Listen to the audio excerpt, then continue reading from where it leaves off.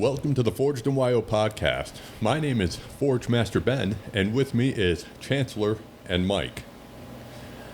Guess we're just dropping the doctor now. Yeah, no one really cares about the doctor. It's wordy. Yeah. I don't care, so why should anybody else? I don't either. No. Yeah. I'm a stand-in for the audience. No respect. What's today's topic, Van? Today's topic kind of is coming up because of me, but eating crow. Yeah. I don't know if anyone's ever heard that phrase before, but, my old man told me that my whole life is, sometimes, son, you just got to eat your crow. Yeah, nobody heard of it. It's on Wikipedia. Yeah. That's true. But first, let's Niff. Ready, boys? Help. Shake. Tank.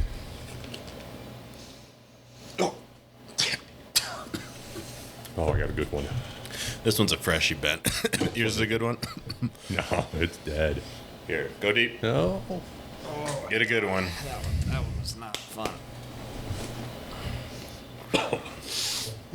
That one's good. Ugh.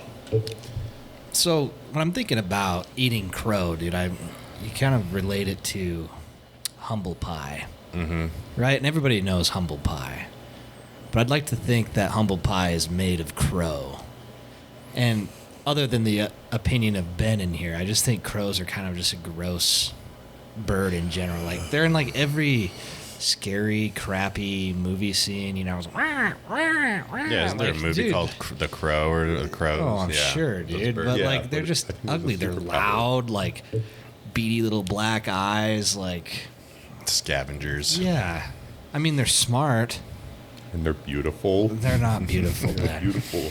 Gosh. A nice ebony wing. But you could just imagine, based on how they look, like, they gotta taste like absolute ass, too. Well, yeah, carrion Yeah. and scavengers don't taste good. So, humble pie is made of crow. And I think that's where the whole saying comes from is, eat your crow. Take a slice of that humble pie. A lot of the times, my experience is eating crow and humble pie can be like a negative thing. Right? You really messed up. And now you got to own up to it. Mm-hmm. And that means you got to eat the crow. You're eating that whole pie.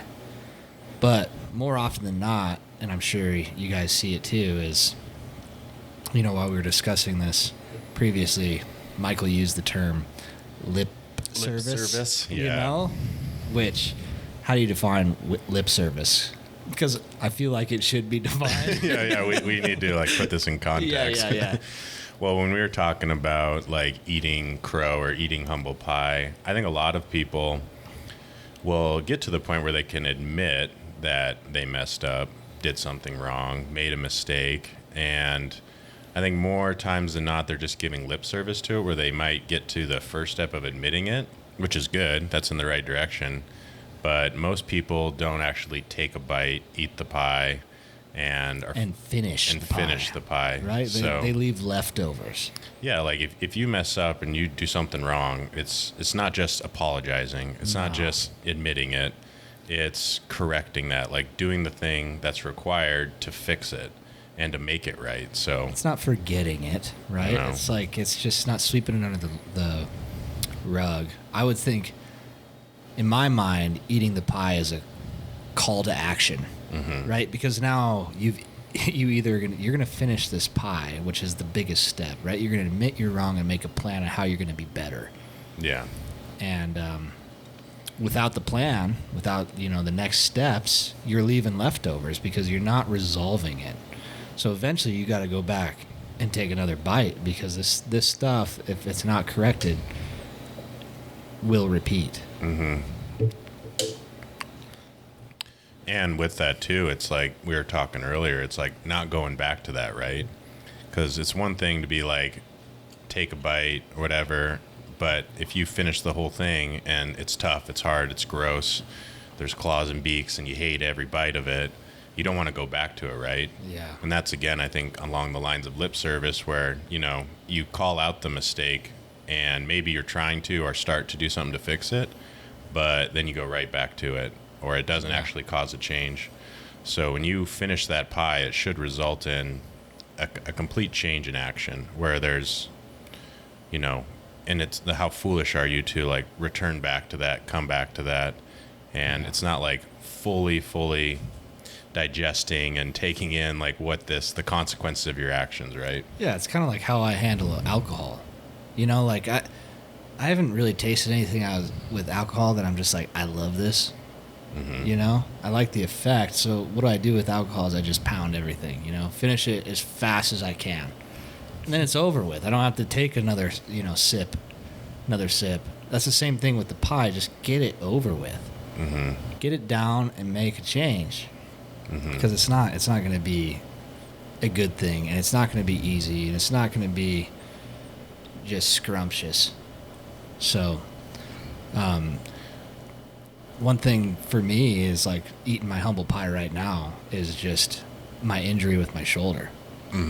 So sometimes you're kind of forced to eat your humble pie, and with I don't know if it's grade 1, grade 2. I'm not a doctor. Neither is Michael on this podcast. But Not anymore. I lost my license, apparently. But, my AC joint. I did it on a heavy floor press. And while I'm eating this humble pie, my crow pie, while I'm eating my crow, I'm starting to realize all the little things that I had not been doing and what needs to be changed. Like every bite I'm chewing, it's like this bite I'm talking about. Yeah, I really haven't been sleeping that well. Next bite. Oh yeah, I've really been ignoring my mobility for about 30 years. Next bite, like, oh yeah, these muscles are way too strong and these ones are way too weak. So the plan of action while I'm eating this pie is how am I going to change these things in my training? And it's a humbling experience because it's like, I'm a coach. I pride myself on having smart training and doing things the right way, and here I am not. It's a hard piece of pie to swallow. But it's been good for me. It really has. I think once that's initiated, it can really lead to positive changes if you truly give some internal thought behind it. Yeah, the whole idea of this eating your crow, it sounds like it is, and it's not fun to do, but you have to kind of think about it like this is really good for me. Like this is a nutritious meal, as disgusting as crow might be. Yeah. And this is kind of like for you, right? It's like exactly what you needed. And, life kind of forced it upon you, but you can come out of this, like, and I'm sure you have, like, learned a lot, right? Oh, like dude, working so with much. Reagan and learning about mobility. Yeah, and, Michael won't work with me. no, that's just, that's like training a spouse. He ate his ate crow it up. on that a long time ago. Yeah, I don't really listen very well. But it is a humbling experience, but also where I think we find the most growth and development. 100%. And it will make you, in the long term, a better coach and and expands your skill set in terms of like what you understand from the rehab side of things and things that you can be applying and working with your clients and, guide others in preventing the same kind of issues. Yeah, what is the biggest catchphrase out there is you learn everything from your failures. But what they don't say is once these failures have happened, you got to eat your crow because otherwise you're not going to learn from it. Yeah, that's right? that's the lip service to it, That's the lip right? service, right? The failure doesn't dictate if you're going to learn. It's the call to action to eating that pie and making a plan to do better. So, yeah, I mean, for me, it's totally changed my perspective on how I train myself, what I need to incorporate with my clients, the importance of having balance in a training program. And here's the thing, right? And this is what I've done in the past, and part of the reason why Michael doesn't work with me is because, one, I'm so set in my ways that I will hurt myself. I'll take a bite of my crow pie, and I'll spit that stuff out and be like, he doesn't know what he's talking about. And I'll go lift again, and I'll just grind myself into the dirt to the point where I literally can't do anything. And I could have done that with the shoulder. I mean, it was enough pain that it was... I could still have competed. Probably not at my best, but I still could have. But it's like, I had to call out of that meat, which was part of the action of eating my crow. And two, it's just, I think you have to look for the growth. Like if I kept doing the same thing over and over again, every time I get injured, that's just the definition of insanity, because I'm never really getting any better at learning how to deal with it. Yeah. Which I think is going to be a whole nother podcast too, is kind of the gift of injury and what it can do for you. Mm-hmm. So. Yeah.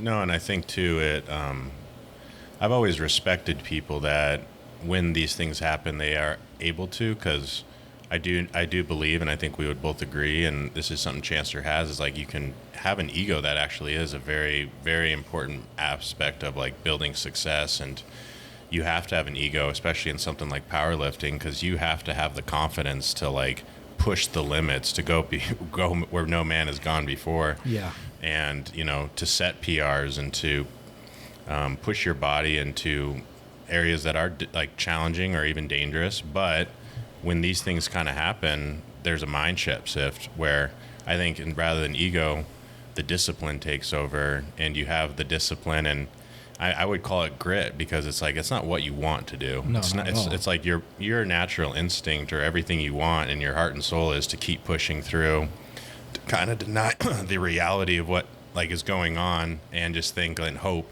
that you can push past it. But if you remove the ego, eat the humble pie, eat the crow, you're showing your strength in terms of discipline, sticking to a plan. And I think, and I see that people that do that, like that's a very respectable trait, and I think that's how, somebody could be in the long term, like the champion, right? Because they don't let this injury permanently cripple them, or they don't set their ego aside, and you see this slow decline where they never really get back from the injury or from the circumstance that happened. So that's the kind of foresight, wisdom, and perspective of like someone that has grit and looks at it in the big picture and puts aside the emotions and puts the logic in front of like, no, I need to do this. Yeah, it almost just tells me that every bite they're taking of their crow pie, they are really having some reflection. Mm-hmm. Like just internalizing and trying to grow and be better. Mm-hmm. And I don't think it's always has to be something that's forced. It doesn't have to be a total fuck up. I don't think it has to be a dramatic incident to have to eat the crow pie. Sometimes I think it could just be looking in the mirror and wanting more, but being honest of why you don't have it. That's part of having eaten the crow pie. Like you're going to have to look in the mirror. Let's say you're overweight. Right? And you tell yourself you've tried, and maybe you're always going to be this way, blah, blah, blah. Bullshit. You have leftover crow pie to eat then. And get over there and start eating it and be honest with yourself. Tell yourself what you're doing wrong. Because everybody knows. You are just choosing to put the pie away before it is finished. Mm-hmm. So I think it's like, it doesn't have to be like some injury or some like bankruptcy or you got a divorce. I think at some point it could just be something that you're not happy about. There's a crow pie for that. That should be like a saying, dude. There's a crow pie for that. Yeah. So I think, the pie only works as if every bite comes with thought. Mm-hmm. Otherwise, like Mike says, it's lip service. Yeah. And there's no room for, reasons as to why not. Like there's no excuses that come with that. Yeah. And I think that's what people do, is they give a reason as to why not to actually take the first bite or eat the whole thing. Or they'll come back for it later. Or they'll come back for it later and not finish the meal. I mean, I think the concept of like Chancellor was saying is, this isn't lip service. This isn't just taking a bite or a nibble. It's like, you eat the whole thing till you're, like you said, licking the plate. And yeah, licking the pan, man. Yeah. Yeah, you'd have to choke it down. Yeah. Crow. Eating crow. Something to think about too is don't doctor up your pie. Don't use excuses to sauce it up. You got to eat it plain. You gotta Don't make it easier to choke down. Yeah. I think it's what Ben's Don't lie trying to say, yourself. right? Yeah. Yeah, the lies, right? Like, the lies are pretty much like putting some sauce on there. Or make excuses for yourself. Like, Yeah. you can be like, oh, yeah, I'm overweight, but it's because I have a condition. Like, yeah, you might have a condition, but be honest with yourself. You Yeah. can still get around that. You Yeah. can work around it.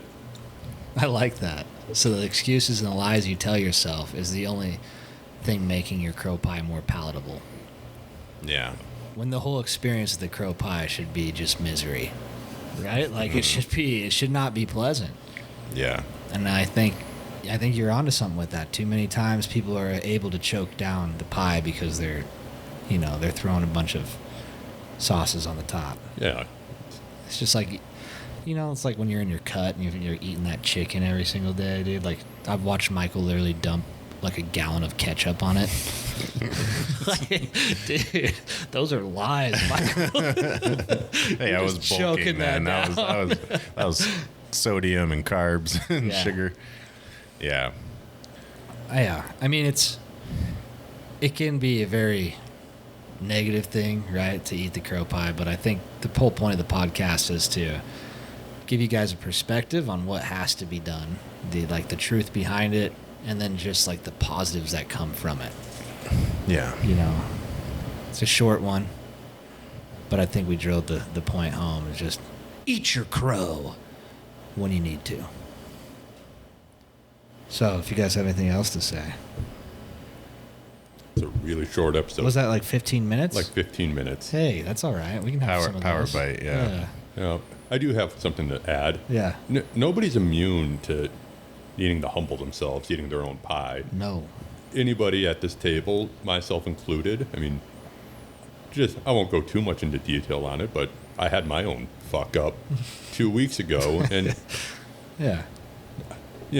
I was screaming at Chancellor, and I'm doing a lot now to fix that. Yeah. And part of it is being open about it. Yeah. There's lip service, but then there's also acknowledging it and not trying to hide it from people too. 100%. Yeah. And then just a reflection, right? Some time digesting the pie, understanding what it meant, why it was there, and how not to repeat that. And I think we've all met people that don't do this, that have never or choose not to eat their crow, and how impossible it can be to be around these kind of people, and how you see them, be the own instigator of their own demise, right? Almost like a victim mentality, right? Yeah. Yeah. Yeah, it just kind of goes into dark circles in their mind, and then I don't know how they forget about it, and they just keep repeating this process over and over again, but yeah, I can't do that. At the end of the day, build yourself, conquer adversity, repeat daily. Do these things, eat your crow, and you will lead a great life. Punch the mic. This has been the Forged in Wyo podcast. Follow us on YouTube, Spotify, Instagram. These guys have threads now. Check those out. I think that's everything.